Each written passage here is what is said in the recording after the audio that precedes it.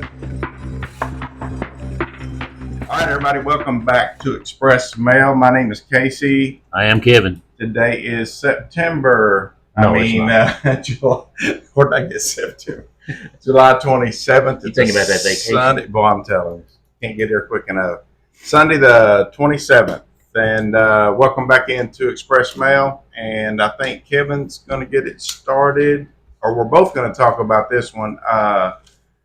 All the, what do you call them? Yeah, you lived you heard on the news or wherever, it popped up just about seemed like every day somebody died. Yeah. Okay. A lot of deaths in the professional world that we all know all these people. Everybody knows these people. It's not like some individual everybody don't know, but 4 major people died within a week, I guess. Yeah. Theo from what you call it? Yeah. Cosby Show. Cosby Show. Jamal, what was his name? Malcolm Jamal Warner. I did not watch Cosby. The reason my kids watched it. Yeah, I thought it was too canned. That's the only reason I didn't watch it. I felt like the actors were waiting to say their line. You know what I'm saying? It didn't flow real naturally. So I really didn't watch it much. But he was on a series on Netflix. I forget the name. It was a medical where he played the doctor, and he was brilliant. It was one of the best things I've ever seen. So, but the way he died was so stupid. And not stupid on his part, but just stupid altogether. It's something you just don't think would ever happen to you. You're on vacation and you're swimming. Just go out for a swim, and then the current just sucks you right out. Oh, you're gone. That's and his poor family. I don't know what kind of family. I mean, was he was married? Married. I think he had a kid. But that's like somebody who's not sick just instantly dropping dead right in front of everybody. Yeah, you just think you ain't expecting it. Yeah, and those are kind of hard to deal with. I mean, it's not like you were waiting on them to die because they had a long illness that they were battling or anything like that. It's just like, bam, they're gone. Yeah, no warning, no nothing. So, how tragic! That's horrible. So, prayers to his family, and he'll be missed because he was only 54 years old. He had 30, 40 years left of really good acting. Yeah, not maybe 40s, but 30 years of he could have. Like I said, the last thing I watched him, he was brilliant. So he'll be highly missed in the entertainment world. Who's next, Bubba? Ozzy Osbourne. He just died a couple days ago. Ozzy Osbourne. Was he? I know that dude lived a tough life. I mean, he's kind of like Waylon Jennings. I mean, I think he was worse than Waylon Jennings. Well, probably was, but I mean, Waylon got off all that stuff, and he lived, pretty good stretch there, living clean or whatever. But but all the things that they did up to the point that they stopped, or I don't know if he ever stopped or not. How did their body survive that? Yeah, I don't know. He had a pretty tough life. I don't know how old he was. He had to be in his 70s, but Ozzy was 76 years old. Leader of Black Sabbath. He was the front man for Black Sabbath. If you played one of their songs, I may or may not know it. I never intentionally listened to one song. You've heard his songs before, I know. But I wasn't an Ozzy Osbourne fan. I watched Crazy one episode of their, what is it called, their reality show, and that was enough for me. So anyway, all you Ozzy fans, you knew it was coming. I mean, watching his reality show, 10, 15 years ago, he could barely talk back then. I mean, he looked like warmed over death back then. So he can sing. You had to know. He can sing and you can understand the words. But if he's sitting around at the house, it's kind of like Boomhauer on King of the Hill. Yeah. I'm like, oh my gosh, and people are watching it. So, Elvis Presley lived that long and was talking like that. I guess I'd have watched it. But what was I going to say about him, about Ozzy? Golly, I was thinking about something about him. But anyway. He's kind of like Mel Tillis. Mel Tillis didn't stutter if he was singing. If he was singing, he didn't stutter. He didn't stutter, but when he's just sitting around talking, you couldn't understand what he was talking about. No, Boomhauer on King of the Hill, him and Ozzy, I kind of tie them together. Cause are we sure he didn't play that act? He might have been the voice for that song. Yeah, he might have been the voice for it. His last performance, did you see that mess? No, They I had heard him in a chair and almost as bad as that country singer they had on the stage in the chair, and he could barely sing. Randy Travis. No, not Randy, another one. But anyway, it was stupid. To me, it was stupid because I'm not an Ozzy Osbourne fan. I would hate to see one of my favorite singers be thrown out there in the chair and could barely do anything. So I wouldn't do it. I wouldn't if I was the either. guy. I wouldn't either. But anyway, Ozzy Osbourne, Malcolm Jamal. Is it Jamal Malcolm? Malcolm Jamal. Malcolm Jamal. Then we had Connie Francis. Most people won't know who that was unless She was an actress back in the 50s and 60s, 60s. but she also sang. And I read a little deal on her. She loved country music, and I don't know what country music she sang, but she recorded an album of country songs that she really liked. And I think she was more like back in those days, kind of like the Dean Martin and Frank Sinatra type, those kind of singers. I don't know what they call that. Crooner?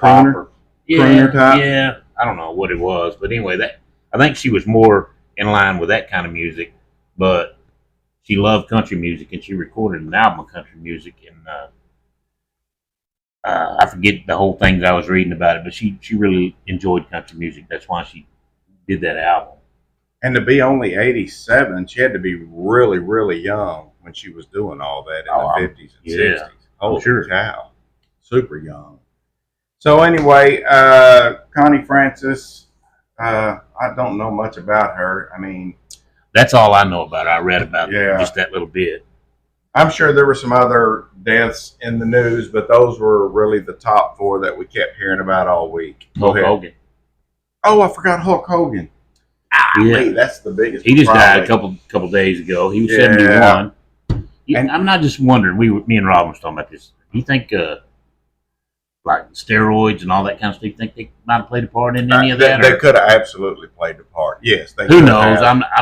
I'm not trying to start nothing here. And he I'm was just- so intense all the time. Yeah. Like when he did that speech for Trump. I mean, he's screaming and Yeah, he's just always just when he was doing his part, anytime on the wrestling scene or anytime he was really in public, yeah. his veins were popping out. He was screaming and hollering. That And that alone would. I mean, like Take a you toll just on your got to body. wonder, what was it like when that dude just went home, sat down in the chair, grabbed a glass of tea, and just kicked back? Did his body just feel like it was just I don't melting, know. I don't know. or what? So when you stay that keyed up all the time, and when you finally relax, what does Yeah, that feel like? That's yeah. got to be the best feeling in the world, man. I watched a clip the other night of him on Johnny Carson when he was really young and just getting started. That was a cool clip. Johnny Carson's funny anyway. Yeah. When big old and he's Oh, he's tall. He's like 6'7", 6'8". he's a big dude. I know Yeah. that. I mean, Ed McMahon's a pretty tall dude, but he was about 3 inches over old Ed McMahon on there. So, but that was a good interview. But yeah, Hulk Hogan's gone. Man, it's every week somebody we grew up with is dying. I just found this out today. Probably obscure to most of you, but everybody knows who Merle Haggard is if you're any kind of music fan at all. He's got an older daughter. She was our age, Oh, wow. lived in Russellville, Arkansas, and she passed away. So I don't know what the deal was.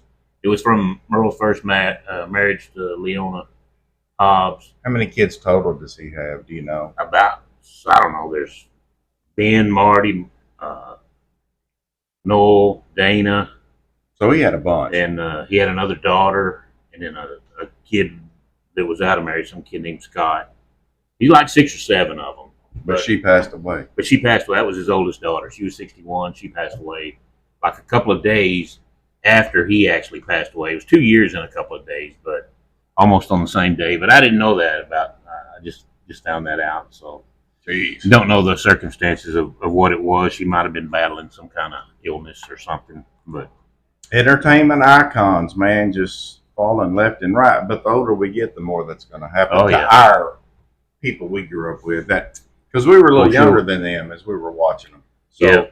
a lot of them are disappearing quickly. What do you got?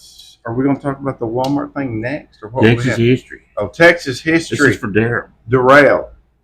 All right, here in Texas history, on this day in 1812, Prince Karl of Solms-Braunfels was born in Germany. In July 1844, he landed in Texas and spearheaded the establishment of colonies of German immigrants. Oh, wow.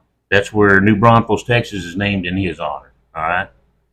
Also in 1888 in Texas, Panhandle, Randall County was organized. So, you ever drive through Randall County? 1888, that's when it all started. All up in the Panhandle? Yeah. Randall County in the Panhandle. It's in the Panhandle. In 1940 in Houston, Lonnie Smith was denied a ballot to vote in a Democratic primary because he was black. A legal battle ensued, resulting in a Supreme Court decision granting all eligible Texans the right to vote in primary elections. So, 1940. you ever want to think about somebody who stood up against a man that was Lonnie Smith, black guy that he made a difference. Made a difference. That's how you make a difference. And also, in 2001, a ribbon cutting ceremony was held, and that was for the American Airlines Center, where the Dallas Mavericks and 2001. That's when it was starting to. I don't know. That's the shovel. It's a ribbon cutting ceremony, so I'm assuming that's when they open the doors or stuff the shovel in. I don't know. I forget. I think it's a shovel thing and the ribbon cut ceremony. So it might have been when they opened the doors. Anyway. 2001, 24 years ago. Holy cow. I didn't realize that had been sitting there that long. And a Texas quote. I must say, as to what I have seen of Texas, it is the garden spot of the world. All right? The best land and the best prospects for health I ever saw, and I do believe it is fortune to any man to come here. This is a world of country, or there is a world of country here to settle. That was Davy Crockett. Oh, my. Well, there you have it, Daryl. Apparently, he didn't go to the Colorado Rockies. Never made it up north. No, well, he's from the east anyway, like Virginia or whatever. So, all right, that was this day or week in Texas history. Day in Texas history. Day in Texas history. All right. You hear about the Walmart thing? You mentioned that. Traverse City, Michigan. Some lunatic goes in there with a knife and stabs about 11 people. I'm curious how 11 people can get stabbed before somebody else had done something. I can see one or two people, but then you'd think other people would have reacted to that quicker. In a Walmart, there's hundreds of people in there. I know, but I'm thinking about this too. Let's just say you run into a crowd of people. They said it was a folding knife, so I'm assuming it was some kind of pocket knife. So, all right. It might have been a lock blade knife or whatever. But anyway, he goes in there, and all you got to do is run down an aisle. There's 10 people in that aisle. You can just chop. Yeah, you can stab 11 people pretty fast, especially in a close. Yeah. Yeah, that's true. That's place. true. They're packed in there. And also, what's working at Walmart? Younger people, 20, 22 years old or 18 years old, just out of high school. They're freaking out. They don't know what to do. Right. They ain't lived life yet. So, but what happened was you looked it up. You seen it. A Marine, and I can't think of his name. If I did, I'd tell you his name. But he was checking out. Had a couple of kids with him, and I don't know if anybody else was. I know them two kids, but he told those two kids, "Stay right where you're at," because he seen what was happening. He knew there was some chaos going on, and he was a veteran of Desert Storm, so he takes, and all he knows to do is grab a buggy. And I guess he's thinking, I'm going to ram somebody with this buggy. All right. I'm going to do something with the buggy. Yeah. So he takes off and goes back to where all the commotion's at. And he sees the guy actually stab. One of them was an old woman. Stabbed like her husband or somebody in the shoulder, and then stabbed her in the back. So, this guy was a raving lunatic. Correct. All right. So he chases the guy with that buggy, and the guy goes out the store, and he's running across the parking lot chasing this guy with his buggy, and I think he clipped him in the ankle. Which, how many times have you walked? I've been threatened with my life when I was a kid, pushing that buggy, and I'd clip my mother's ankle. Oh, she'd turn around with an evil look, Oh, yeah. Yeah, I'm fixing to kill you. Back if that happens again. Yeah. So anyway, he plows the guy with this buggy, and I guess the guy fell down. He picked the buggy up, was going to throw it on him, but the guy got up and moved out. Well, so happens that another guy, another former Marine, this guy's name was Derek Perry, I think.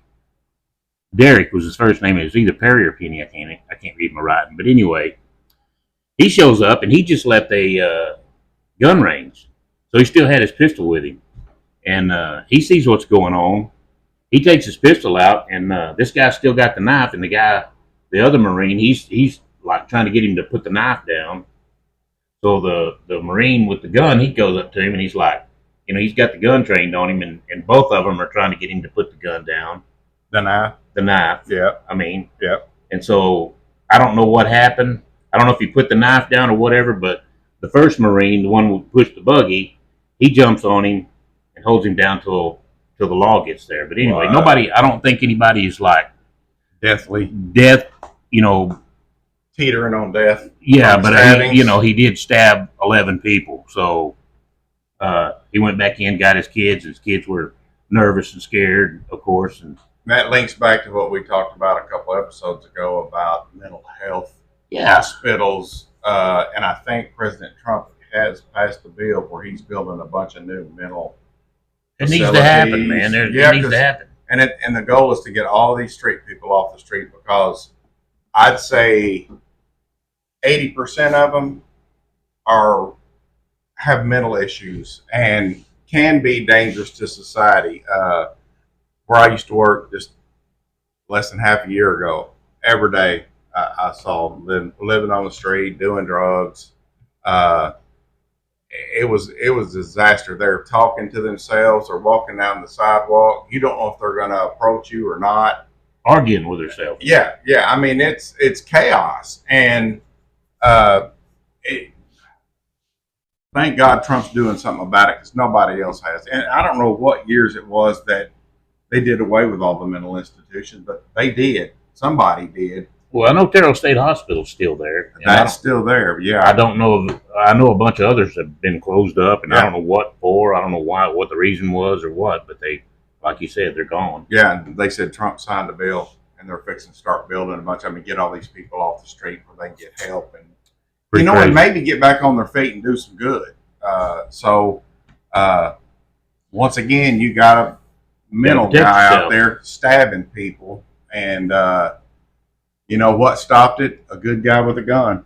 Mm-hmm. Speaking of that, I went to a gun range today myself, and I will be a new member here in the next week or so. Pecan Ridge Outdoor Center. If you're ever down in this part of the world, I went and checked it out today.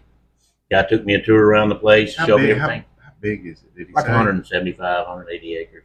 But they don't. It's a working cattle ranch too. So Oh, wow. they've got everything built up around where the gun range is at and all that stuff. They don't do a lot of long range stuff because it being a cattle ranch, but got a pistol range, a rifle range. Wow. Got it going on. How many members do you know he has so far? Or? I don't really How long's know. he been there? About 10 years. Wow. You know, I'm sitting here with a closet full that I can't shoot. How far is it from here? 10 minutes. Oh, wow. So, yeah, I mean, I could have been down there all this time burning up ammo. But anyway, so Pecan Ridge. Maybe Pecan one of these days, Ridge. you never know. No. We might work something out with them people one day. Hey, bring him on the They show. also have a place down there where they, speaking of that, they test, they work the deal out with True Velocity, which is an ammo company. Mm-hmm. And they've got a range set up for them. They test, dude, they had casings that were that long and about twice that big around that they shoot down there. Jeez. But they test ammo down there and all that kind of stuff. So You it's almost have to have that many acres, because if you didn't, the neighbors would be ticked off with all the shooting going on. yeah. Well, probably. there's not a lot of neighbors down there, but there are some Yeah. houses down there that probably do hear it. But anyway, he said, sun up, sun down, shoot all you want. So That's cool, though. And it's open 7 days a week? Or, Mhm. Wow. Yep. That's cool. anyway, You get to bring $20. Hey, If you don't want to join, I do you can bring bring the you. 20 or do I? I can get on a family plan and take 3 of my grandkids as long as they're under 18 or 20 That's or cool. something like that. So Yeah. anyway, me and Carter will be able to go down there and shoot. If you want to go down there and Nice. burn up some ammo, I Yeah. got plenty of it. Cool. We'll do that. And the name of the place again is Pecan Ridge Outdoor Center. Pecan Ridge. That's a pretty cool name for a shooting range. Yep. I just found out. Well, I just didn't find it. Go ahead. What were you going to say? Go ahead. I was just going to talk about this guy. Go ahead. I'm talking about Cheyenne Frontier Days. Woo, big deal. For my rodeo friends Been going out on there. all week. Been going on for probably last couple of weeks. Anyway, it concluded today. But and I know a lot of the winners there. But one of the guys that I think this guy, his name's Dylan Terrell, and he works for Stay Smith, and he was the gate guy. If you watched any of the Cheyenne Frontier Days, he was a long blonde-haired guy. Never really saw his face, but you always saw his back because he was standing there getting ready tripping to the latches. The you know, he was the latch guy. The other guy sat over there with a rope and pulled on the gate, but he's the one to unlatch it so the guy could pull it. Well, he got kicked in the chest by I'm thinking of bareback for his first day of the semifinals, so I'm assuming it's like Friday. Anyway, he got kicked in the chest, and this guy's got two kids, two small kids, married, and I seen a picture of him and his family, and he's got like neither one of the kids was over about 4 years old, and maybe one of them might have been 2 years old. But, two small kids, and this guy was in ICU for a couple of days. So prayers out to that family. And Cheyenne is one of the biggest rodeos in the United States. Not the biggest, probably. I mean, like the richest is Houston, but it's the biggest outdoor rodeo in the United States. We got to go to that. That would be a lot. Yeah, you'll be up in that area. Yeah, you'll be up in that area here in a couple months or less than that, month and a half. And anyway, so prayers out to Dylan Terrell and his family. That's pretty. The kid was only like 24, 25 years old, so he's a young kid. God, he is young.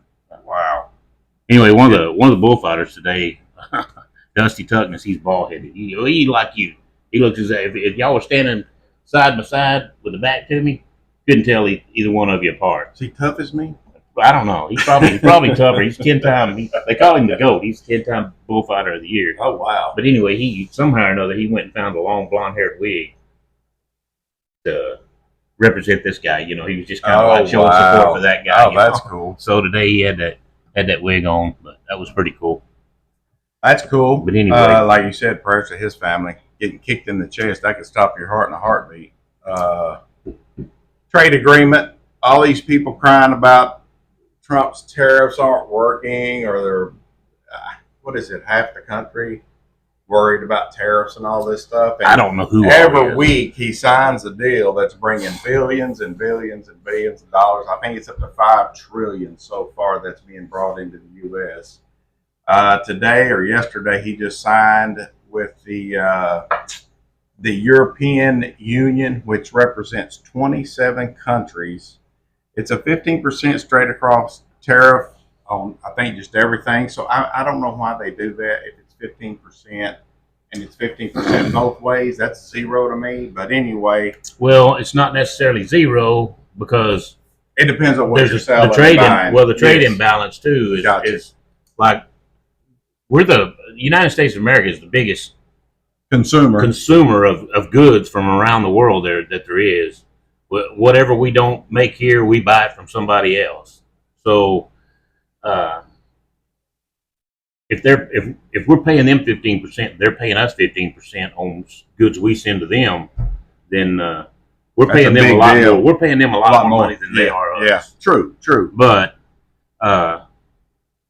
they're going to invest $150 billion. Not invest. They're going to buy $150 billion in energy from us. Now, I don't know if that's a year or how long that lasts. But and then $600 billion. There's $750 billion just in us selling them energy, military stuff, and a whole lot of other stuff. Mm-hmm. So there's over, there's again almost another $1 trillion there. Plus now that we're trading with them and it's a done deal and signed, the trading is open now. I mean, it's just a win every time he goes to the table to talk to somebody. And even the lady, I forget her name, she represented the EU. She was like, I knew it was going to be tough and it was going to be some heavy lifting. She said it was, but we got the deal done. So that's awesomeness. The Philippines, they it's Ferdinand Marcos. He's the president or whatever they call him in the Philippines. I guess president. But he spent 3 days in Washington, and they come up with they had 20% tariffs on the Philippines, and they dropped that to 19%. You think, well, that ain't much, but Shoot. 1% of millions of dollars is a lot of money. So they did get that worked out, and Marcos, the president, says that they're considering open markets without tariffs on automobiles. So I got a friend of mine that's looked into that as far as buying automobiles here or there. You can buy them cheaper here than you can over there. Yeah. But if you buy one here to ship there, you got to consider all that too. What does it cost to get that automobile from shipping here plus tariffs? Yeah, when you get it over there, I don't know, because it's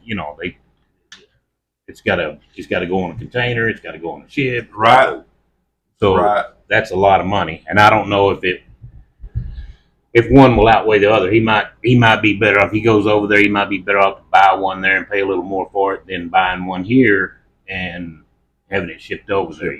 So I don't know. He's going to look into that. But anyway, they're considering no tariffs at all on automobiles. So I don't know what that'll do to the automobile industry. If it'll make them cheaper over there, maybe it'll make them cheaper.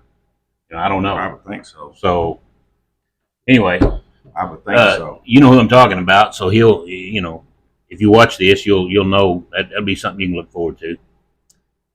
Yeah, but again, since you're gonna have to buy one anyway. I read just a while ago where the S&P hit an all-time high once again. So it's all working. I mean, the economy's doing better than they predicted. The income of individuals is higher than they were forecast. I mean, it's all going up. Did you hear that?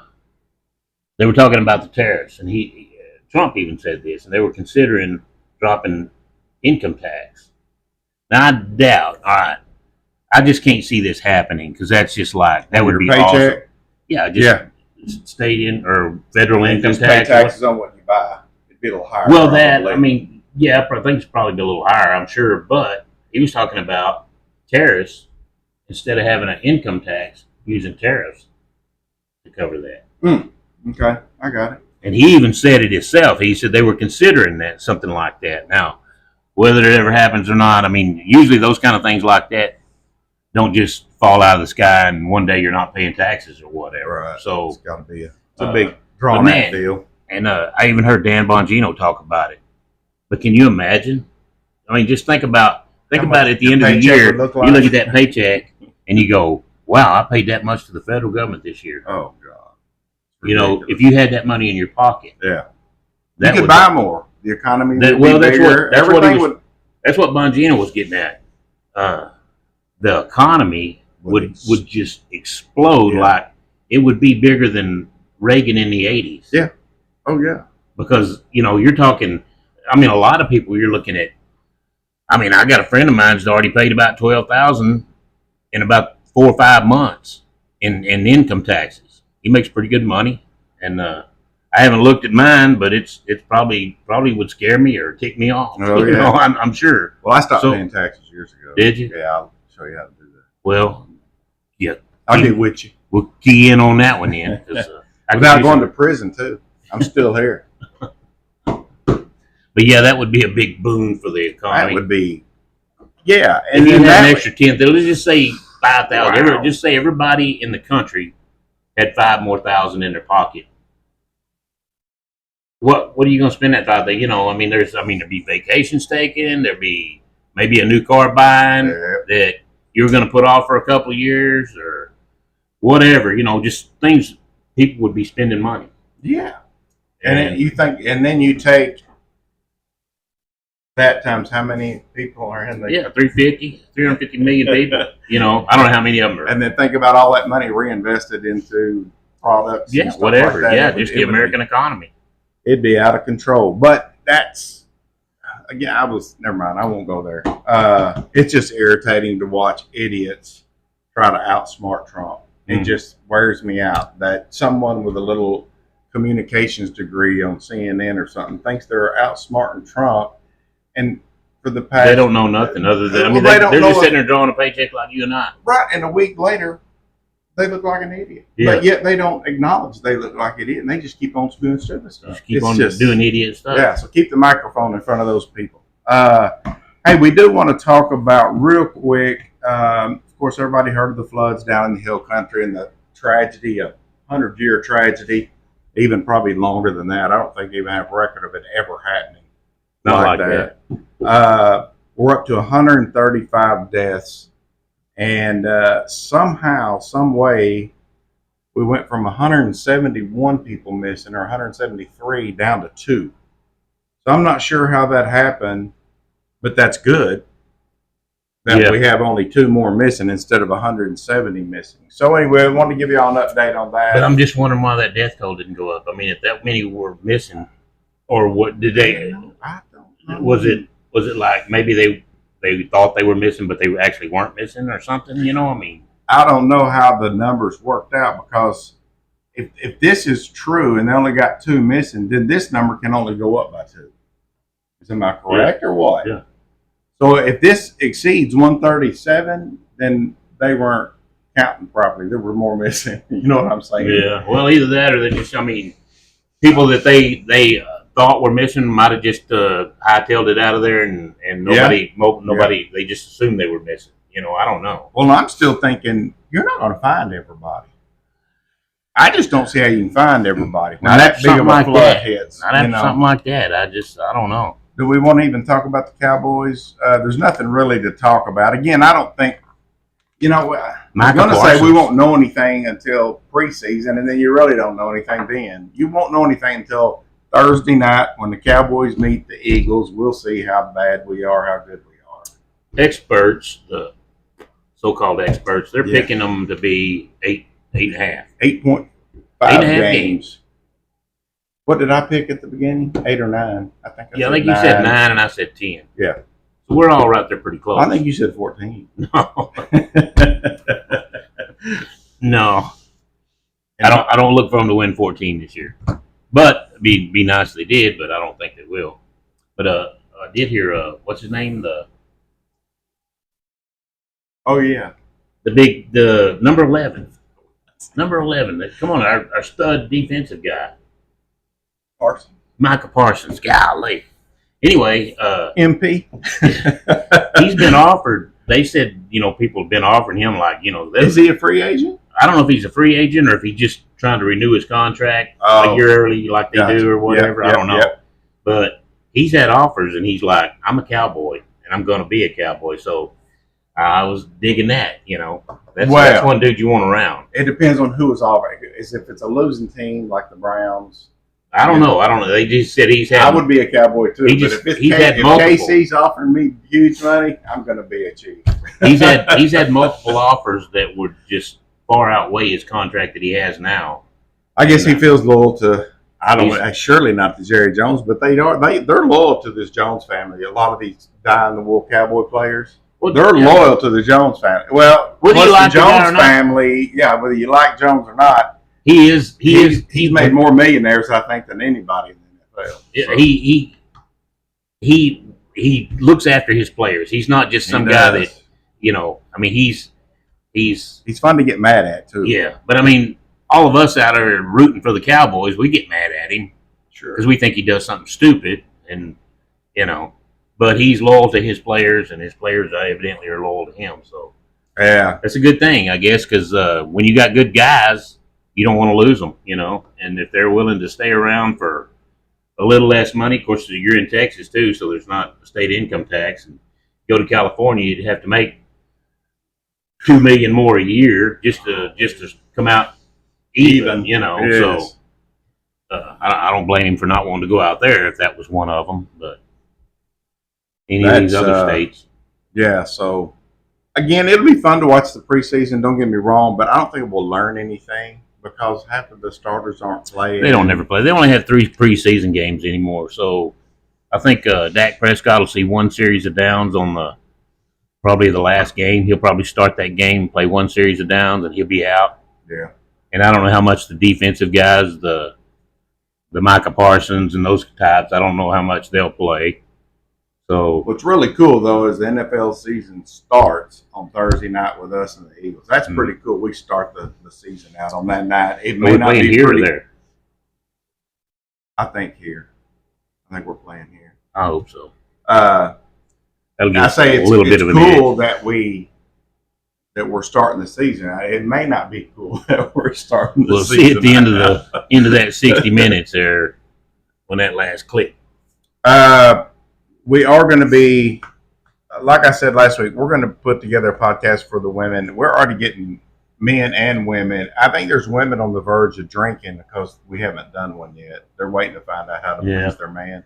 Pretty much. You had a guy at church this morning waiting on that one to come out. Yep. I had one last week that's waiting to see that. He was like, it is coming. Yeah, he said, I get my news and my wife learns how to treat me all in the same podcast. So we are going to work on that. We're going to work on some other things too. So, but leave in the comments I don't know. There's so many things we could really do. We don't really want to copy a bunch of other people.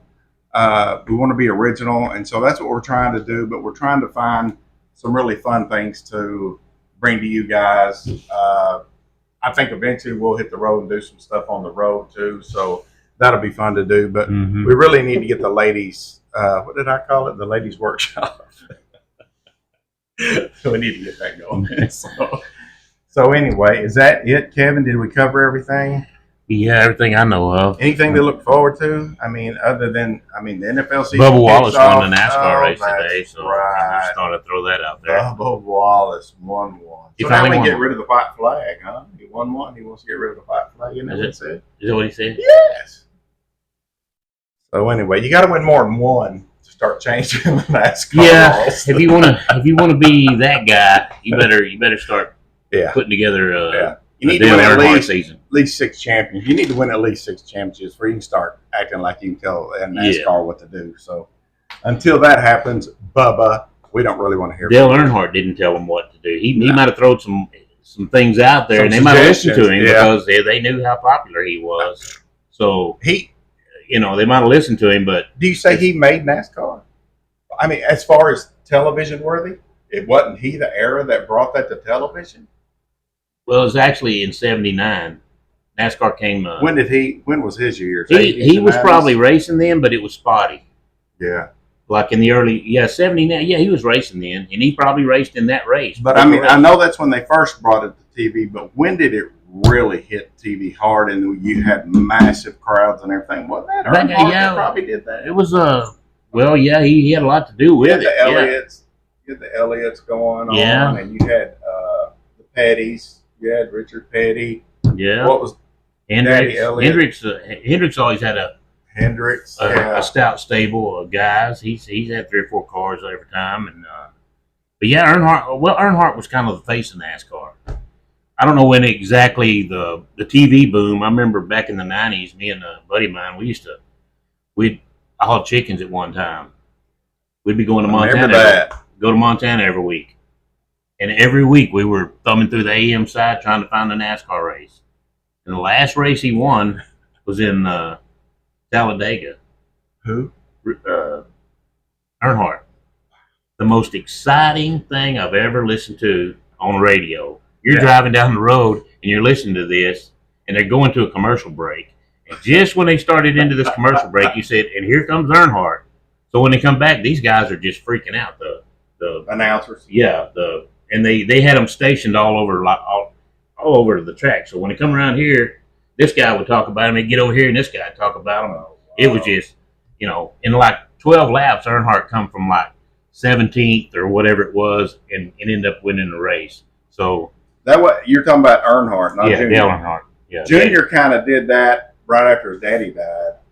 And to me, I don't know if it was the other drivers allowing that since his dad passed, or he just really did that. I don't know. Well, Junior was good. Junior was good. He did do that. Remember the race? I think right after his dad died. Well, yeah, he came from 8th or something. Earnhardt died in '01, February at the Daytona race, and then the July Daytona race, Junior won it. Yeah, and he came from way back too. He was in. He wasn't as far back as Daddy was Earnhardt at Talladega, yeah. but he had to work and he learned from the guy that Earnhardt was the absolute best on a super speedway. He Absolutely. always claimed he could see the air coming off them cars. He knew how to work a car to where he could make passes that nobody else knew how to do. And for all these people, when you mention NASCAR, the ones who don't watch it make fun of her. Oh, they just turned left. How hard can it be? I'm like, at 200 miles an hour, there's so much more going on than just turning left. I mean,